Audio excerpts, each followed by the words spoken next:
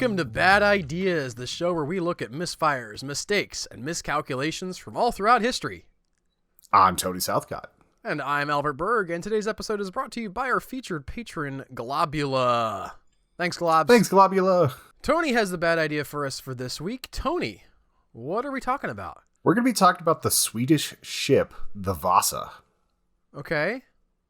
I have so far completely in the dark. I know where Sweden is, and I know what a ship is. I kind of know. You know what?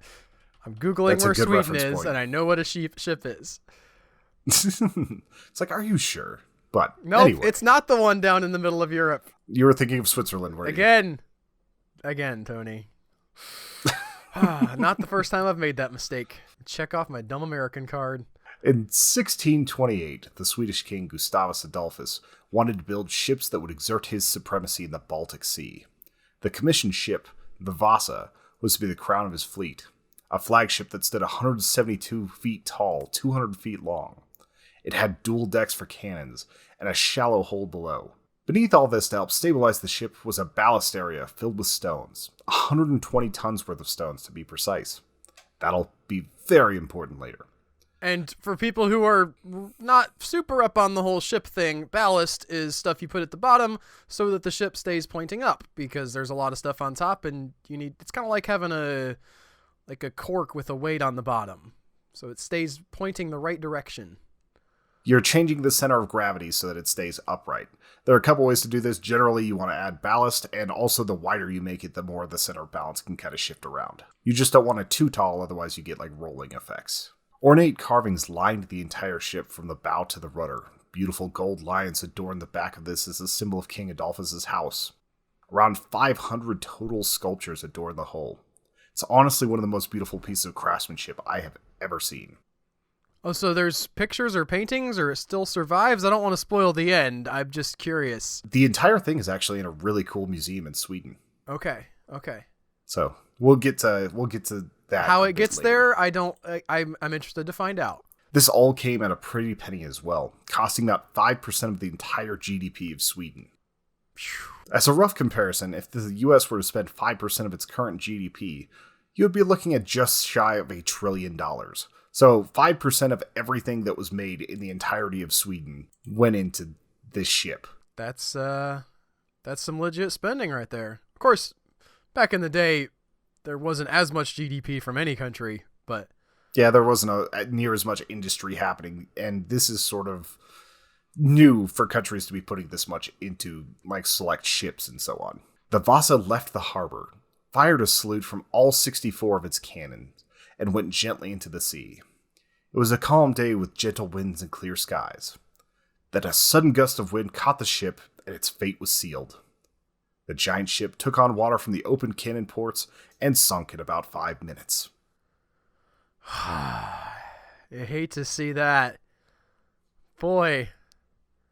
In sight of shore still? Yeah, the ship went about 1,300 meters.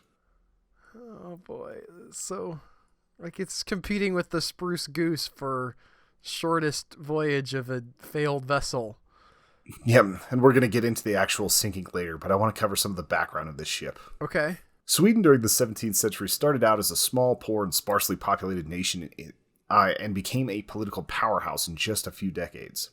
This was made possible by a condition known as a fiscal military state, in which many monarchs used war as a way to prop up the country's economy, use its resources, and basically get people to align under a central government through patriotism. And it was kind of interesting how symbols like this ship actually played into that. Like, if you looked at the carvings on this ship, it was basically a giant propaganda machine that was showing the superiority of the king and also making fun of the Polish at the same time. Like, some of the figurines were just like cowering Catholic priests and things like that. You gotta make fun of the Polish. It was an interesting ship.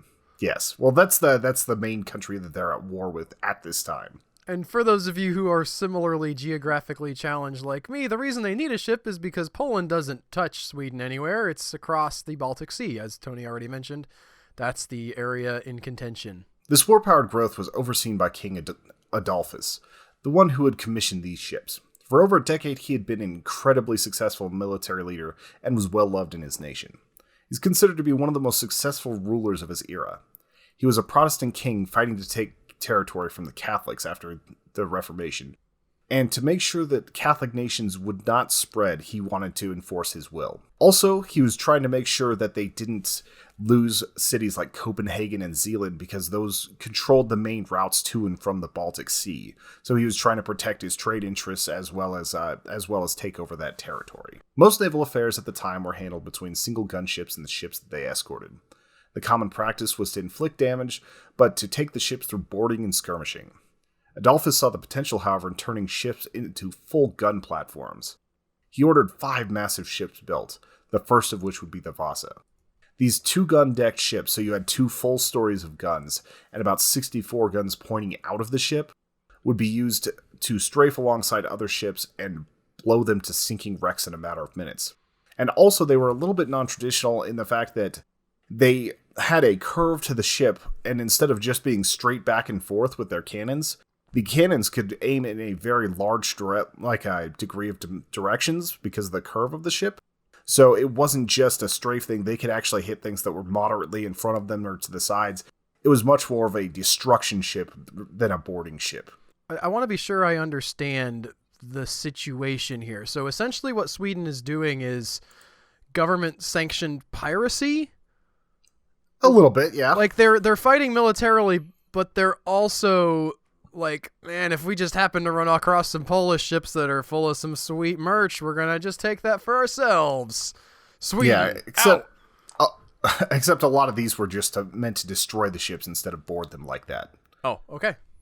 So a lot of that loot would go to the bottom of the sea. Some of this was actually more of like a deterrent, where if you saw 5 ships that each were able to have 300 soldiers on them, you probably weren't going to want to mess with them. So a lot of this was just trying to assert their dominance in the Baltic. Dutch-born Henrik Hybertsen would be the shipwright that took the job. Over the next 3 years, he would gather the materials to make the ship. Originally, it was supposed to be a more manageable 135 feet, but for reasons lost to history, it ended up being the 200 feet that we can see today. Usually when changes happen mid-construction, you can see an odd change in the wood color, the way the ship is put together. It becomes very obvious, so it wasn't something where they built the ship and then commissioned it to be redone.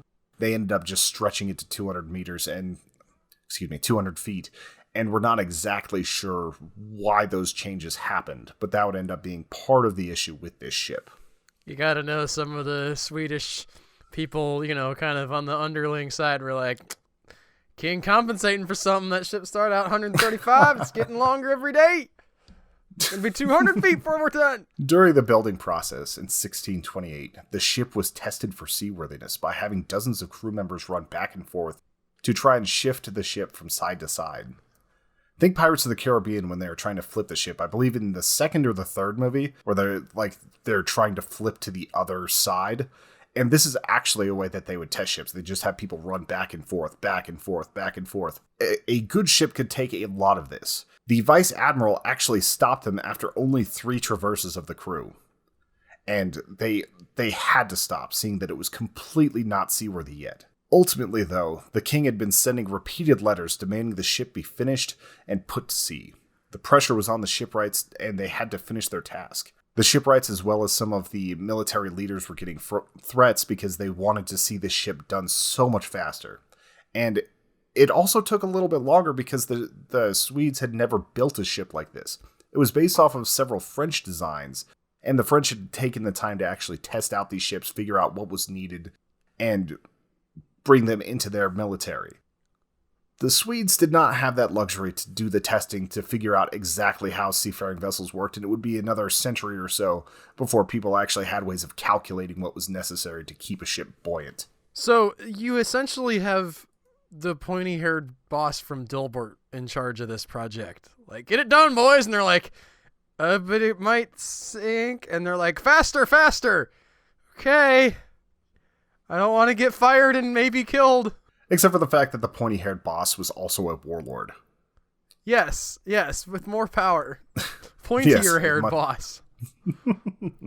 One of the facts that struck me wasn't so much the size. It wasn't the largest ship ever made, nor did it have the most guns. It did, however, have the largest amount of firepower per side of the ship in the entire kind of European theater for a long time. A volley could fire 588 pounds of shot in one go, and This is a massive amount that came from the 24-pound guns that were very uncommon on ships at the time.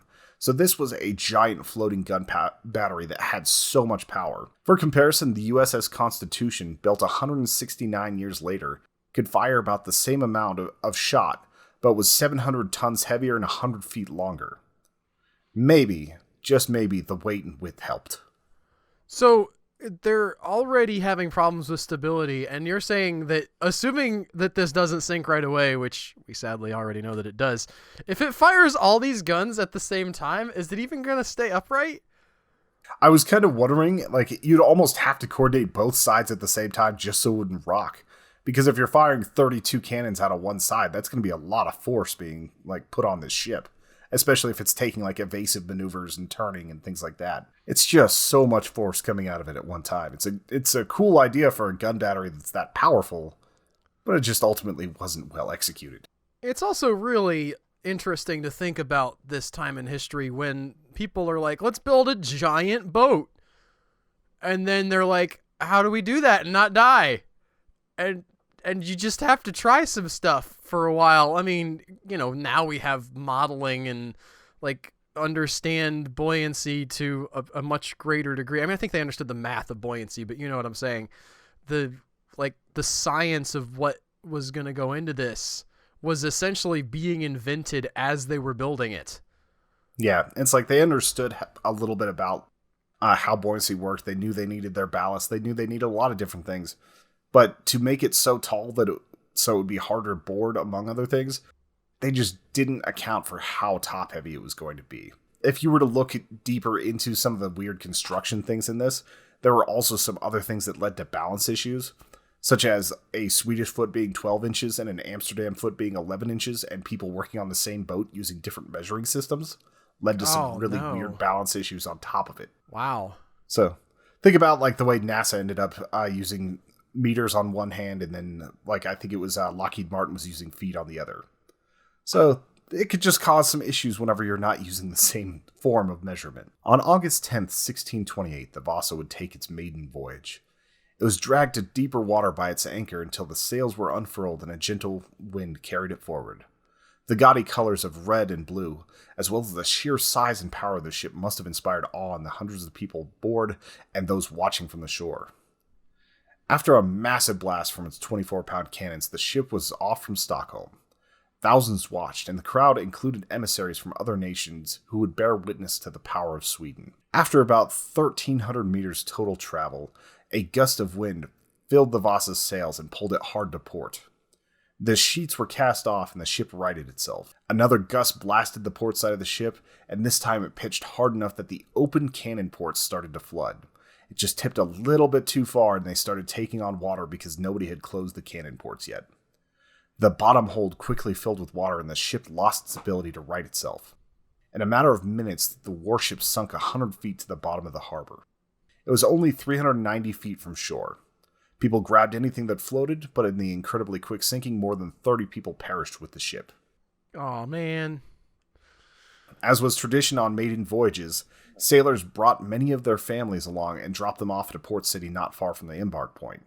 So many of the people that perished were untrained civilians. Oh, man! So imagine, like, you're on a warship, but it's family day, and that's the day they choose to blow it up. Hey, honey, come bring the kids while we try to see if this boat floats right. It's never floated before. Let's just test this new rocket with people in it. Boy, yeah. I feel bad. This reminds me of the bridge disaster where all those kids died. I'm sure that there were children on board if it's family day. It's like you just had, like, everybody wanted to see a clown. Instead, they saw a bridge collapse. Yep. They beat a bridge collapse. This is where the Vasa would rest for more than 300 years. An official inquest was formed to place blame on who was responsible for the disaster, but ultimately no one was charged. The captain was released from prison, and all fingers discreetly pointed at the king, but no one was willing to take him to the court. The scapegoat, who would have been the easiest target, especially since a wider ship would have fixed most of the issues, was already dead, Henrik Hybertson had passed away in 1627 before the ship was entirely completed. In lieu of someone living to punish, the Inquest decided to blame him and be done with it. Yeah, that's convenient for them and for him. It's like, that guy did it. Because really, I mean, again, you're making this stuff up as you go. Like, it's the king ordered the ship, and arguably, yes, he was pushing too hard for it to be completed.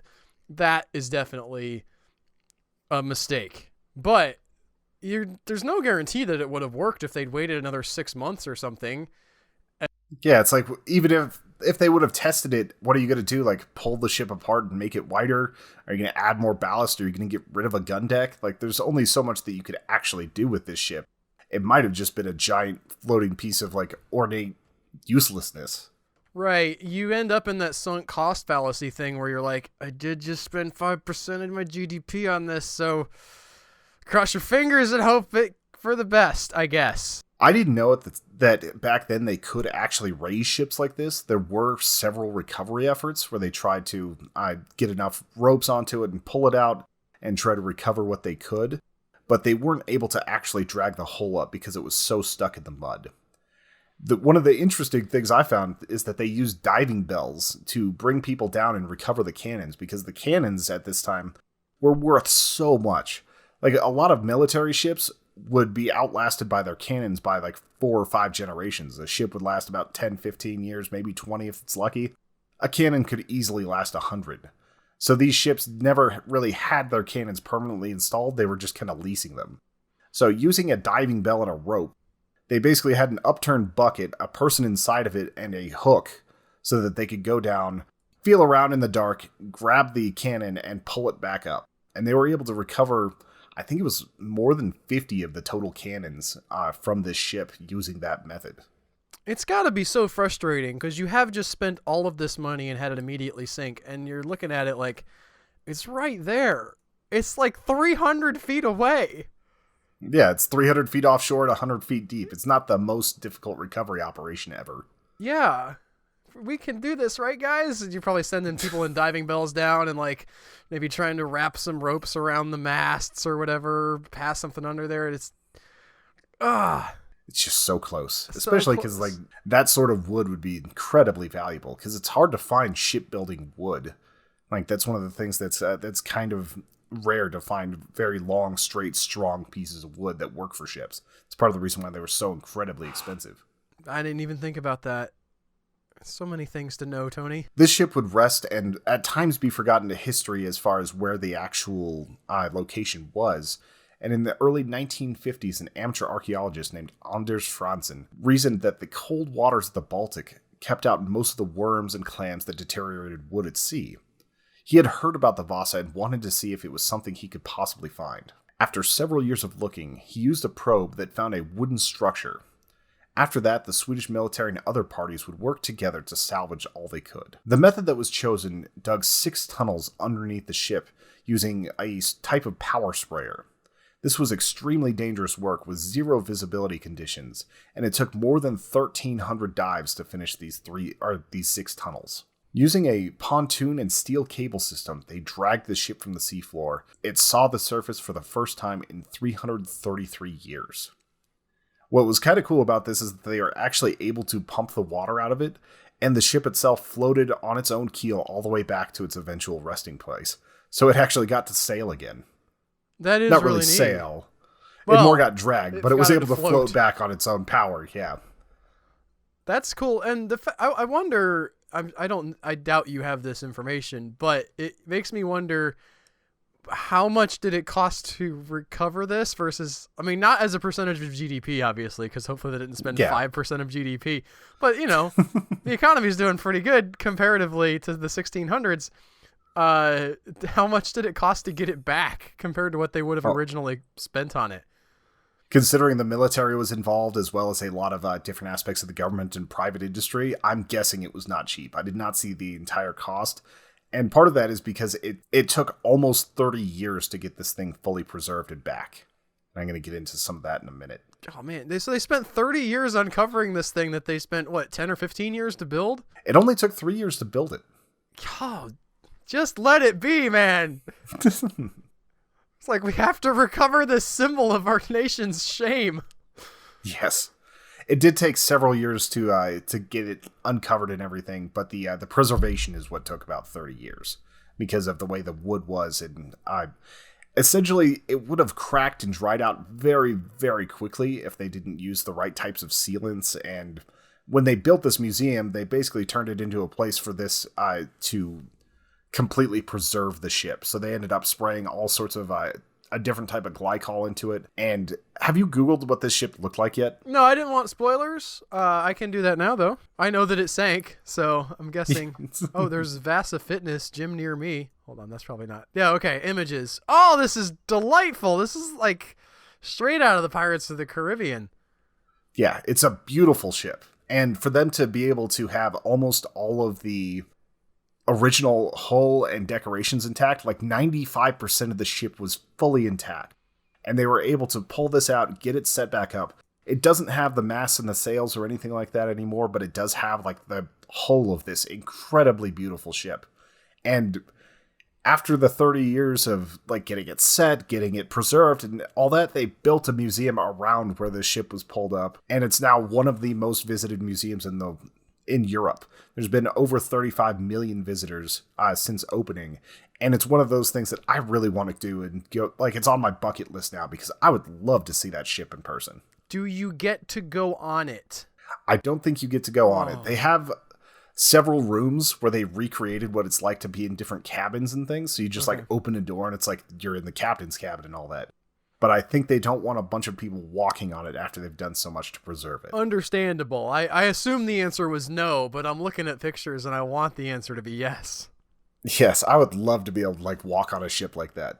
There's also a lot of interesting archaeological things they were able to dig out of this because the mud at the bottom of the ocean preserved everything so well. Like they found 15 bodies that were just like perfect skeletons and they still had their clothes on. You could still tell the color of the fabric. Everything was very well preserved. So they were able to learn a lot about the 17th century, like Swedish lifestyle. They were able to see what they were doing for provisions. They were able to tell like what type of coins the average person carried, how their dental records were, like all this stuff. And you actually got an insight into that because of the effort that was put into raising the ship up so carefully. I know we've mentioned pirate movies several times already, but still, it's like they've got fully intact skeletons just sort of hanging out with this ship that sank 400 plus years ago. I've really enjoyed like looking this up and I want to go see it so bad. There's a bunch of virtual tours on YouTube that are in like 4K. So if you've got a really nice TV, you can just go and just marvel at this thing. I had no idea that it would be so well preserved without how old it is. Like they really did something fascinating here, and it's definitely worthy of its own museum. I'm looking at it now, Tony. I cannot agree more. Although I don't know if I'm going to try to get to Sweden to see it.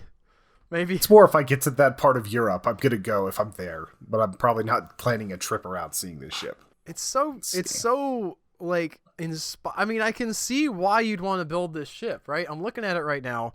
I don't want to belabor that point because I know our listeners can't see it, but the fact that you have this beautiful work of art, it would have been this naval power in the world if you got it working. If it did not immediately sink, it would have been something to be proud of.